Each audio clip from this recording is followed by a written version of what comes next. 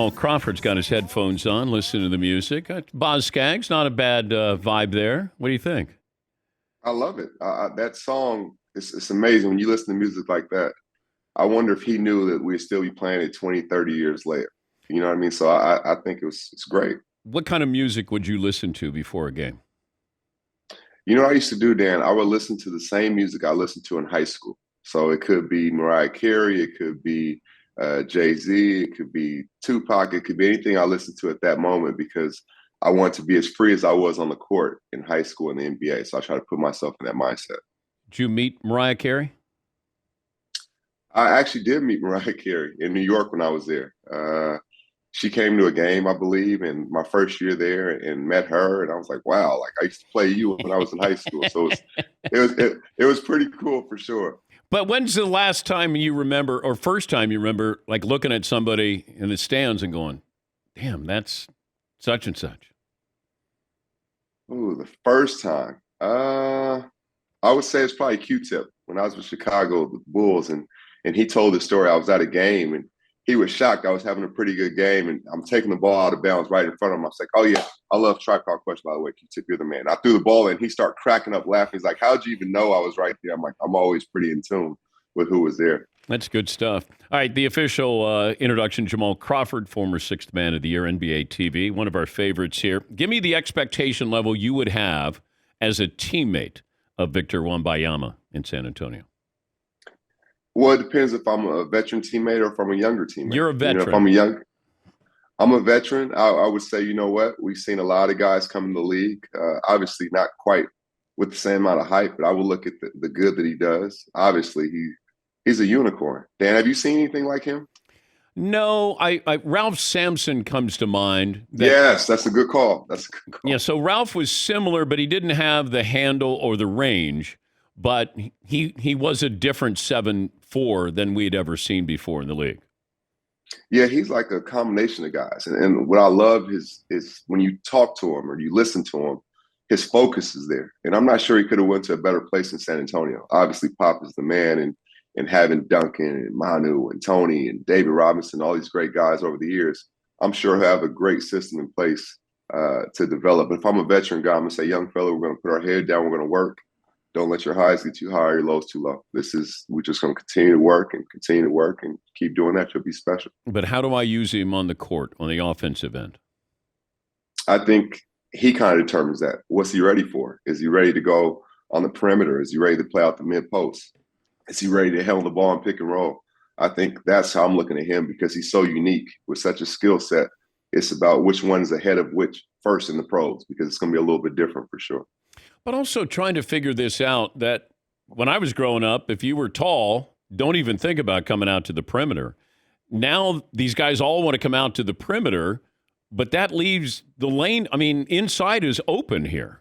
That these guys, it feels like those are easy twos you could have, but I don't know if anybody wants easy twos anymore.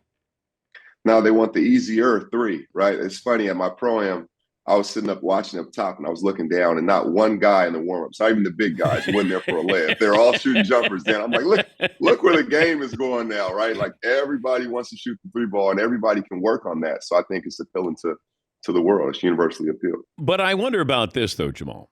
Are three-point shooters going to be like running backs in the NFL?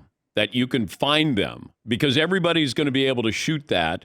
And then you can find running backs. I mean, the Kansas City Chiefs had a 7th-round draft pick on their Super Bowl winning team. I just feel like the guy who can shoot the three, that's going to be commonplace, and you'll be able to, guy gets too much money or going to want too much money, move on, we'll find another 3-and-D guy. Right.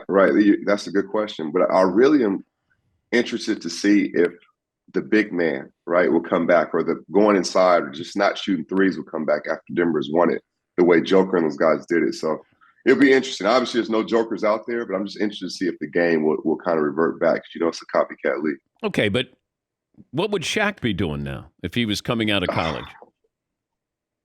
Oh, my goodness. Dan, who's guarding? First off, you're probably putting like a power forward on him because there's no more true centers. Very few, right? So yeah, Shaq would do whatever he wanted to do. I mean, Kevon Looney is not going to shut down Shaq. No disrespect to Kevon, but I'm not. Like he was already the most dominant in that physical era. Like in this era, Shaq may even try to dust off some of his point guard skills from high school and bring it up, drop it off, and do a little bit of everything, right? Because it's that league now. Yeah, but I mean, the league is built upon these big men. Is Kareem going to be a 3-point shooter? Hakeem or David Robinson, run down the list of all these great big men who made their Hall of Fame names by playing inside. Yes, and I would hope these GMs are smart enough to allow their guys to play to their strengths, right? Like everybody should not be a 3-point shooter. It's not for everybody. We can't just say, okay, Dwight Howard late in his career, like you're going to start shooting threes. Like, no, you go dominate inside, right? And then we'll work out from there. But then you have Brook Lopez, who didn't take threes, who extended his career by being able to make threes. Yeah, he's. I want to say he's an anomaly. I wouldn't want Shaq doing that. I definitely would not want. Yeah, right. I wouldn't want. Oh my goodness, so many dominant guys in there like that can dominate. Tim Duncan. I wouldn't want him just stepping out shooting threes all the time. Yeah, because he'd try to bank him. We're talking to Jamal Crawford, NBA TV. Tell me how it works with Chris Paul in Golden State. That's a great question. I think if they start him, I think he comes out early, kind of like he did in Houston. Probably comes out the 5-minute mark, comes back in the second quarter and runs the second quarter unit as well. So he has a lot of second unit guys around him where the ball is still in his hands. But now if you're Steph, you have 2 point guards. And for Golden State, you have another thinker. You always want as many high IQ thinking guys as possible, especially when you're a championship team like they are. Yeah, I think he's going to come off the bench. I think he would be a great guy to have coming off the bench to help those younger players. I mean, they got to eventually. Kuminga has to show me that he can take that next step, and I wonder if Chris Paul, because I got to limit his minutes too, maybe around 25 minutes a night. I don't want him playing 32 minutes. I got to limit that, and then all of a sudden he leads the second wave. At least that would be the approach. But I'm also wondering about. I was told these two things. Golden State was interested in Chris, and Draymond would not come back to Golden State if Jordan Poole was still there. Jordan Poole gets knocked out and then gets sent to Washington. That seems mean-spirited, Jamal. No, that one I didn't see coming. I did not see that trade coming whatsoever. Like I thought Jordan Poole was, they committed to him. He just helped him win the championship the year before. Well, who would you keep? Would you keep Jordan Poole or you would keep Draymond? Well, it depends on what you need. I think for Golden State, Draymond is kind of more vital to their success just because he takes such responsibility being the point forward, right? I'm not sure I've ever seen, well, I'm sure I have, but very few combinations have I ever seen that kind of needed each other as much with Steph and Draymond. So if it comes down to it, it has to be the Draymond Steph thing. They have to kind of go together. And once he opted out, now it's like, okay, we definitely have to resign him. We can't lose him. And that's where things start taking fold. If Damian Lillard called you, yes, ask for advice, have you talked to Dame Lillard?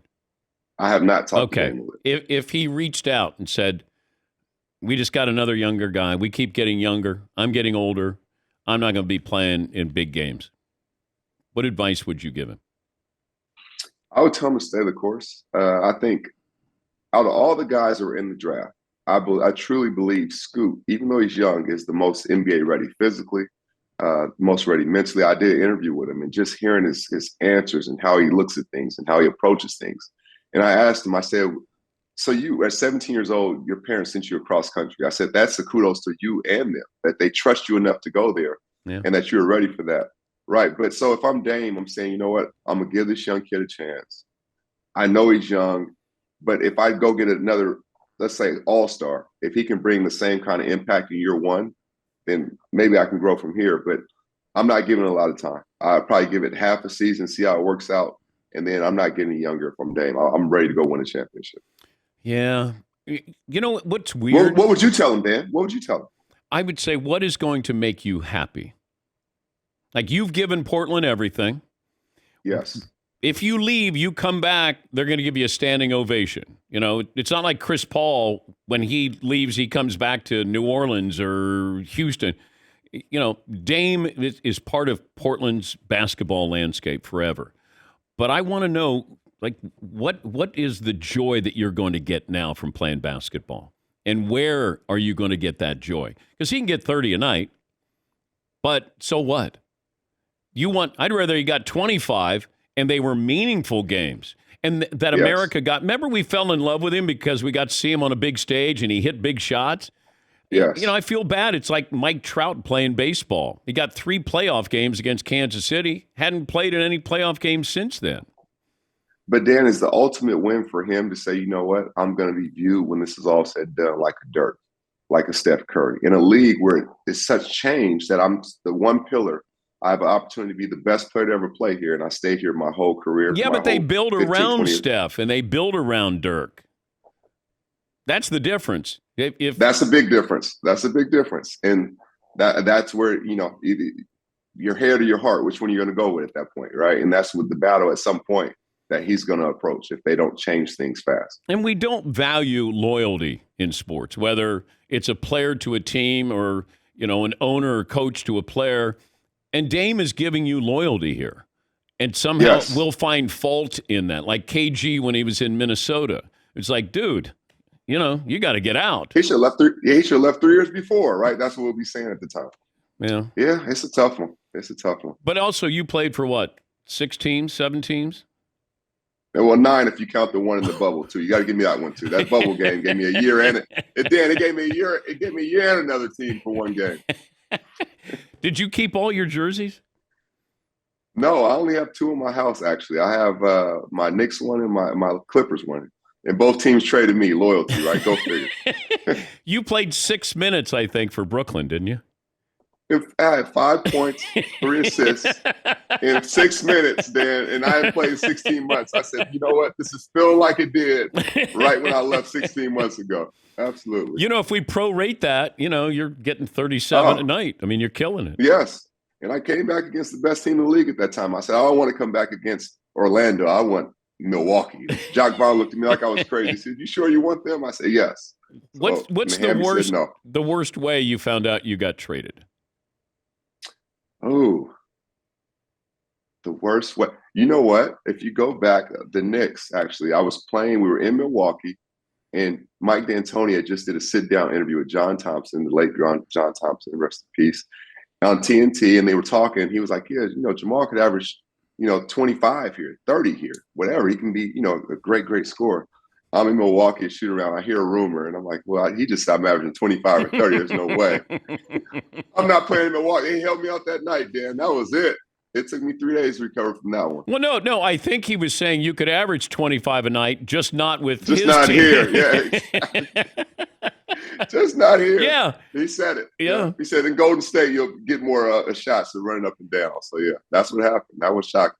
Hey, great to talk to you as always. Thanks for joining us. LeBron played last year in your summer league.